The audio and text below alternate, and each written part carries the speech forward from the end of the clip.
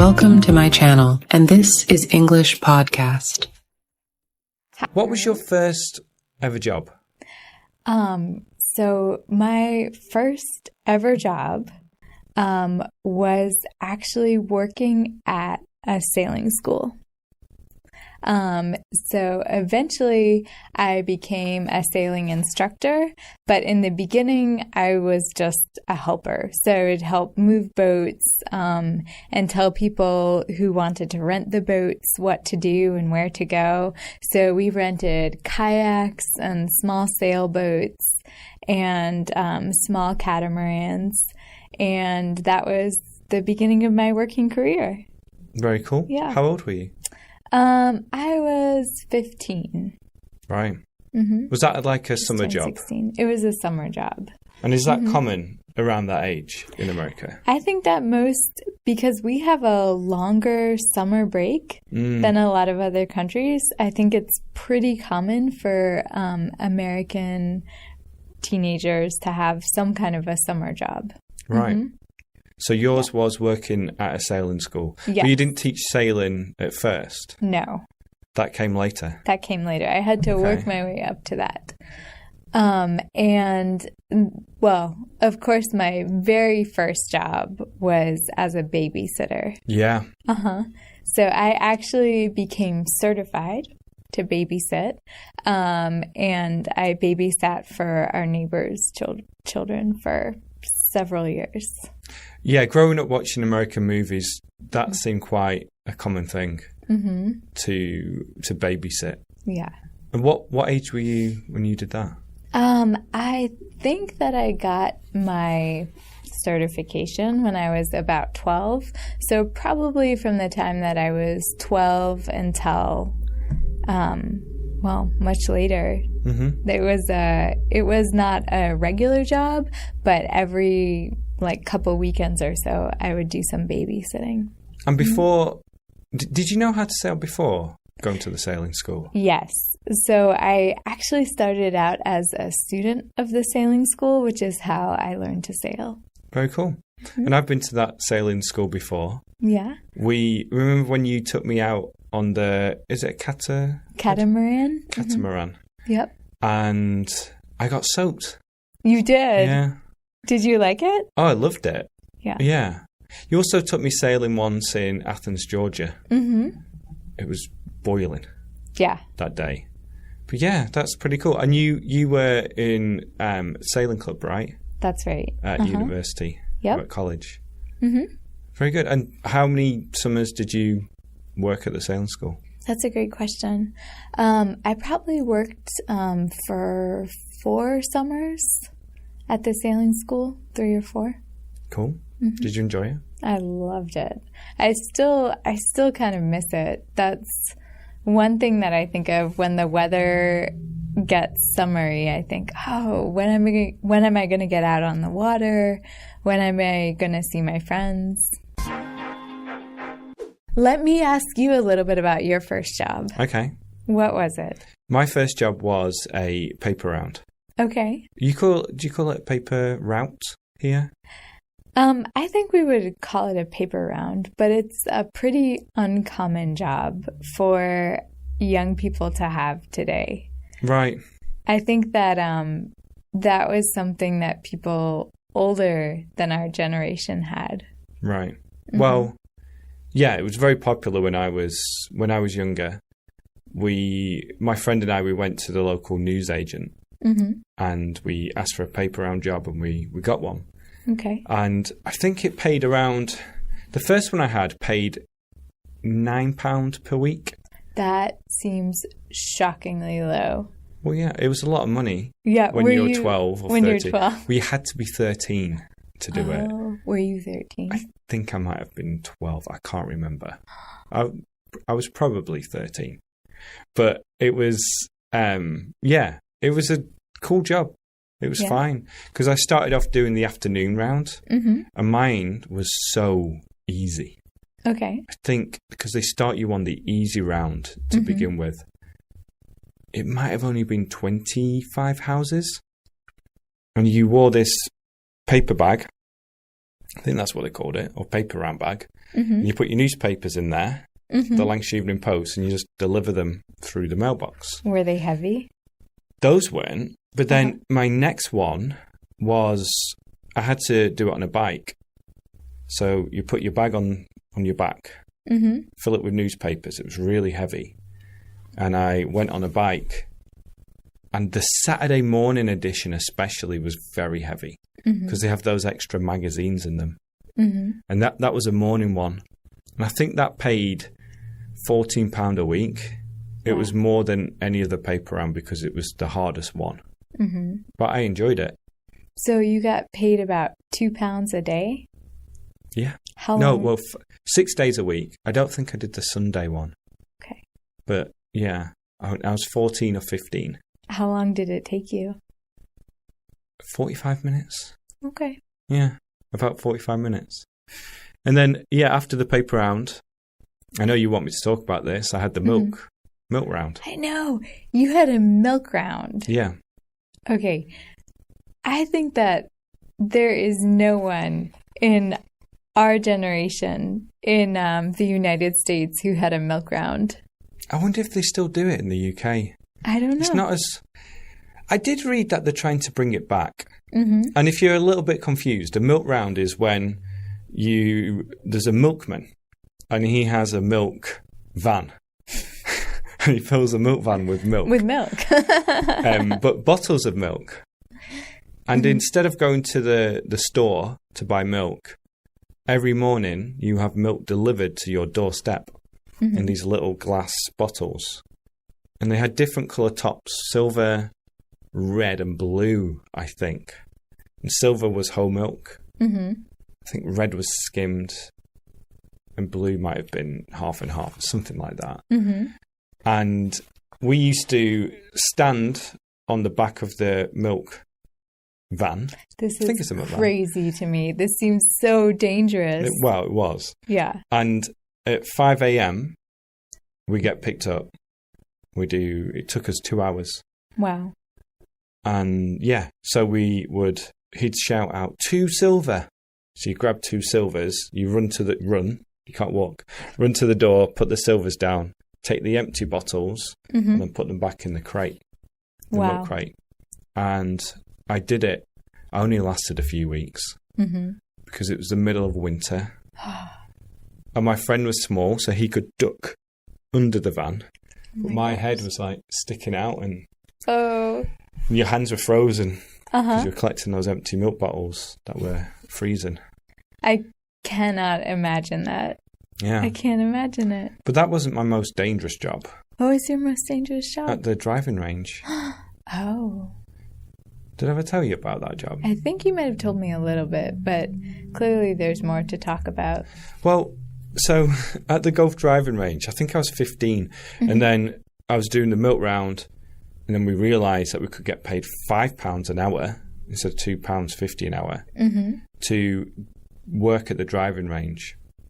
But they started all the new people in the wrong way. Uh-oh. What did they do? Well, they gave you one of those like tubes to collect. She had to stab on the ball and it'd go up. I think it held probably 20 balls, this little tube. And they'd say, okay, go to the 150-yard line, which is the most popular range to hit when you're practicing golf, and go collect the golf balls. And they did it. They put us out there at peak hours. And they gave us a helmet. It's like a motorcycle helmet. And and if you go to the driving range and you see some kid with a helmet on collecting golf balls, that's an immediate target. Oh, no. So everyone would just aim for you. And it was dark. And you just didn't see these balls coming. And they just hit you in the back, hit you in the leg. Was it really painful? Yeah. I mean, getting hit by a golf ball. It's incredible that they did it. Before health and safety went crazy and banned those kinds of jobs. So yeah, that was a job I did for a little while, but it got a lot better because I only worked Sundays after a while. And the Sunday job was easy because nobody went to the driving range on a Sunday because they were playing golf. Right. But then you get in one of those carts. What are they called? Like the quad. We call them golf carts. Well, it wasn't just a golf cart. It was more like a buggy. Like a dune buggy? Yes. Okay. And then it had this thing on the front where it would collect the golf balls. So we collect the golf balls. No one would come. And I would hit the golf balls. Yeah. So it was a fun thing to do. Did your golf game get a lot better? A lot better. I would imagine so. Yeah, a lot better. I bought some golf clubs there and started to play a lot of golf. Yeah. Do you miss golf? I'm going to start playing again. Great. So yeah, that was an interesting job. What other jobs have you had after sailing school? After sailing school, to be honest, most of my jobs have been teaching jobs. Yeah. So I've been an ESL teacher abroad and online. I have also been an English language teacher to American students. So I've taught English language arts, which is like literature and reading and writing. And I've done that in public schools. And then I'm about to be an assistant teacher. So most of my jobs have been teaching in one way or another. Yeah. Yeah, and we lived in Spain for a couple of years, and we both taught English there. Yeah, which then led to all of this now. All of this, yeah. Yeah. Did you have any jobs at college? I mostly was focused on studying, and I was the captain of the sailing club, and I had sailing club. Well, it was like a sport, but it was also kind of an intramural. Yeah. Recreational sport. So we competed, but it was also a lot of just more relaxed activities. Right. We weren't a college competition. No, and that's important because in the UK, if you'd say I'm on the football team or the rugby team, it doesn't mean that much. People don't watch this, but in America. When you think of them, the football team, then 100,000 people are watching. Yeah. But the sailing club, you only had, 20,000 watching? Yeah. Yeah. 20,000. No. It was all very relaxed. But we were competing against some schools that had very competitive programs. Right. They beat us. Yeah. They beat us. Yeah. But so that was one thing. I was doing some freelance editing at the same time. That's right. You used to write books. Yeah. That's right. I remember that. So yeah. So I did a lot of I did some ghostwriting and editing and that kind of work too. What has been your most challenging job? Most challenging? The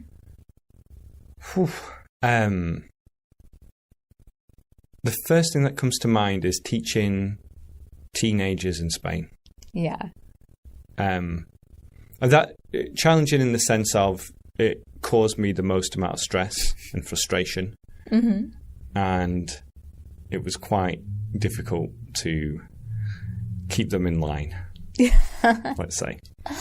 Yeah, I could see that being the case. I would say that teaching has been my favorite job, and that it definitely has its moments of stress and pressure from a variety of sources. And then you mentioned that we were going to talk about dream job. Yes. What's your dream job? You know what it is, don't you? Is it this? Well, the idea of the dream job is something that you're not doing now, but you could do. You could do. Okay. So if you weren't doing this dream job, what dream job would you be doing? Football manager. Oh, okay. Yeah. And why do you think that would be your dream job? Well, I would say football player, but that's not going to happen anymore. Okay. Not because of my technical abilities, but because of my age. Yeah. And then, football manager. Well, I actually grew up playing a lot of computer games where you are the football manager.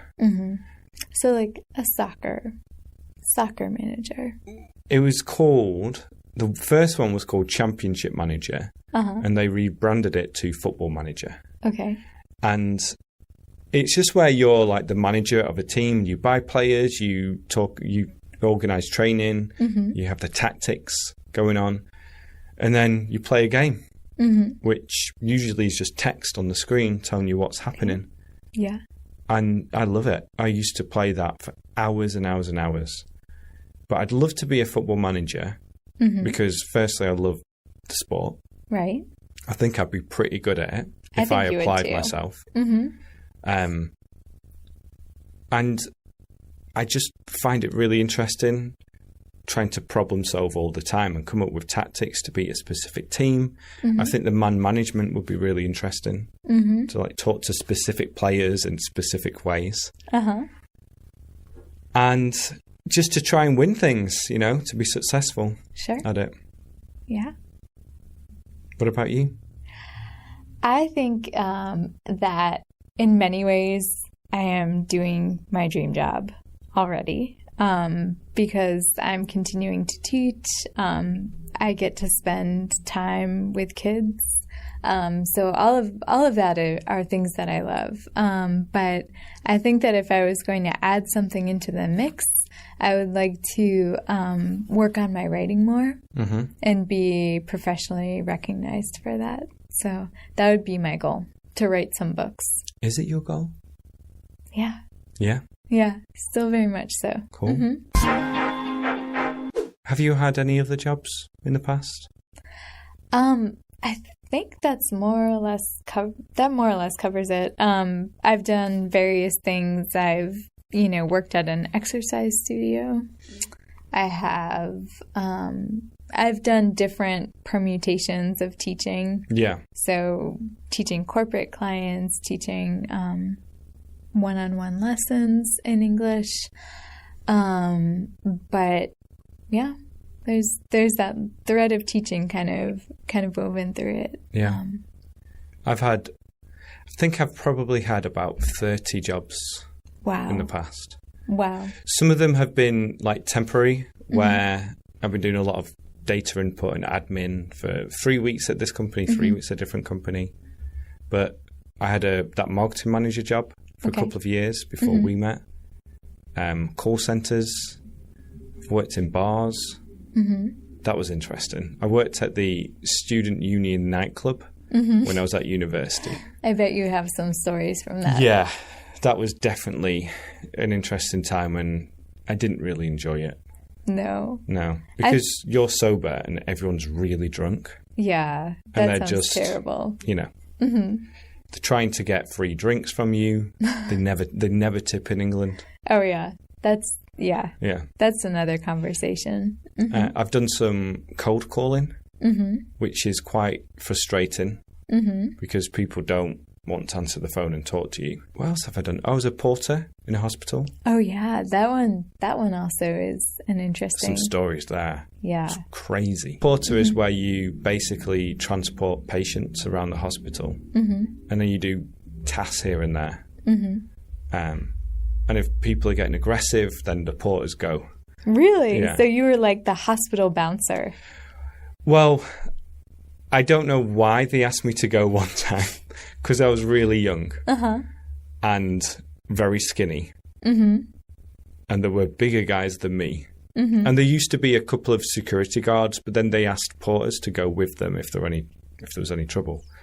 And some people were just crazy. Really aggressive, or aggressive. Maybe having like a mental health crisis. That too, but I mean, there was someone that I used to see at the gym, and she used to work out for hours and hours, and then she was in the hospital once, and she started to get very aggressive with people. And she threatened to like put needles in my eyes or something. Oh my gosh.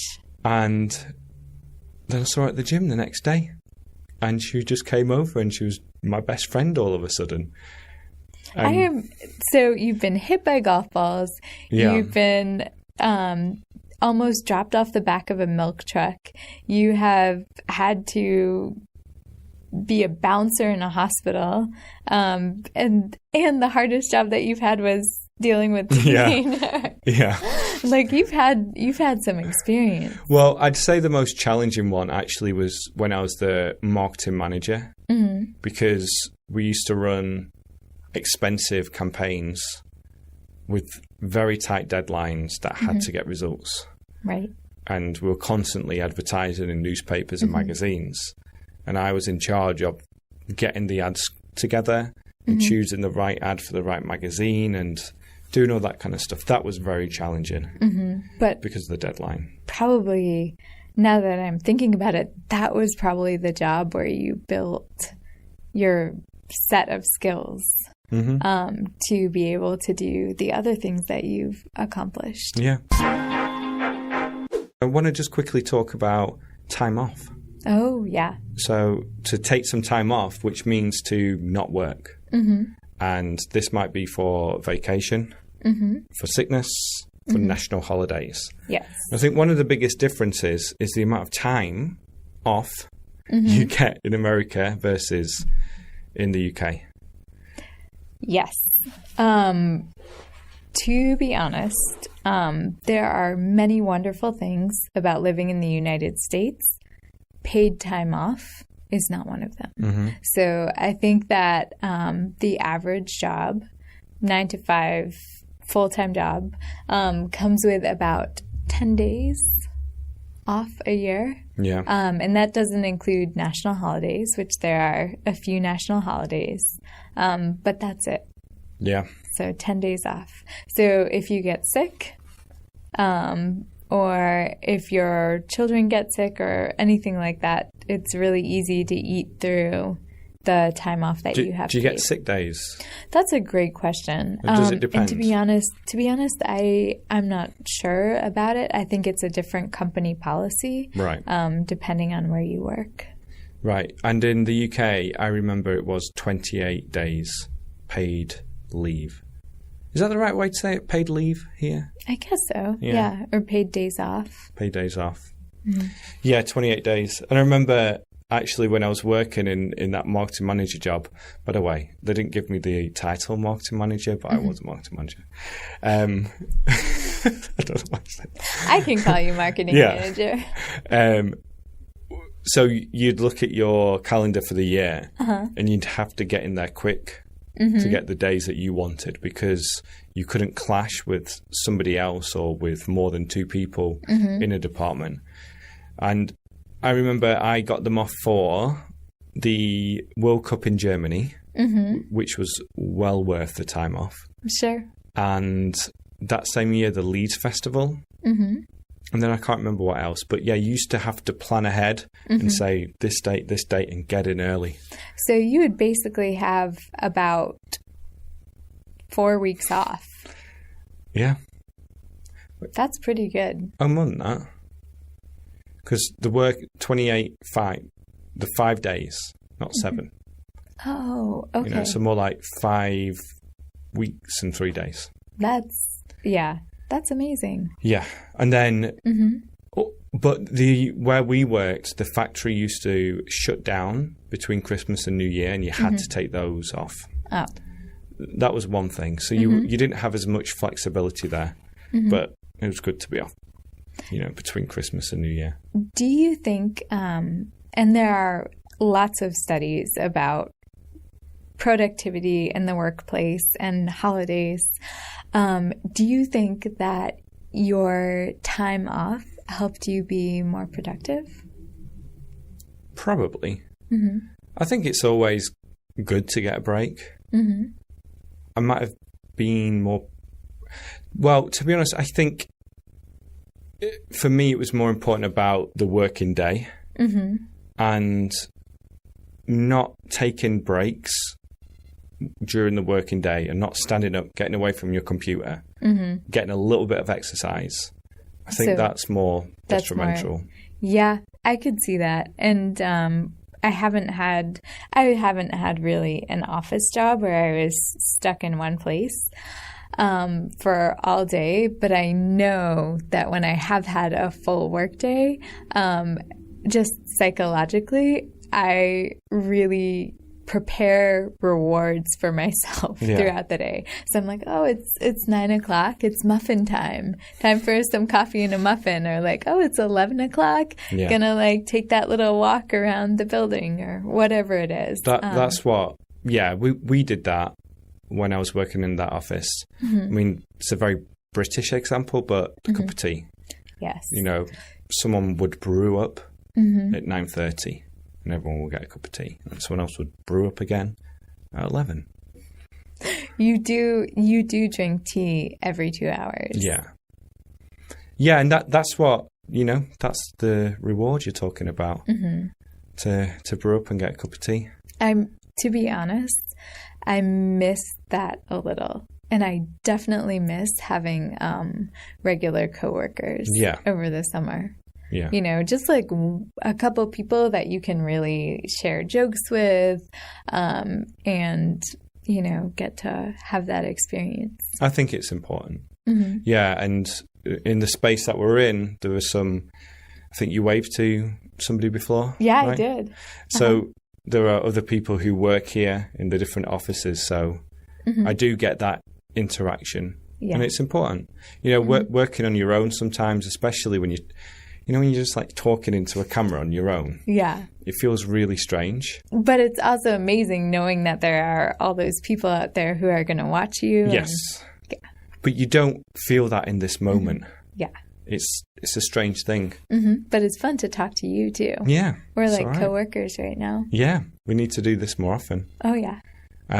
So, I think we can wrap it up there. All right. It's the beautiful time of the video.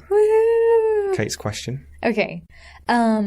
So my question is, what is the most interesting job that you've had? And also, what is your favorite part about working? Great. Great. Most interesting job you've had and your favorite part about working. Perfect.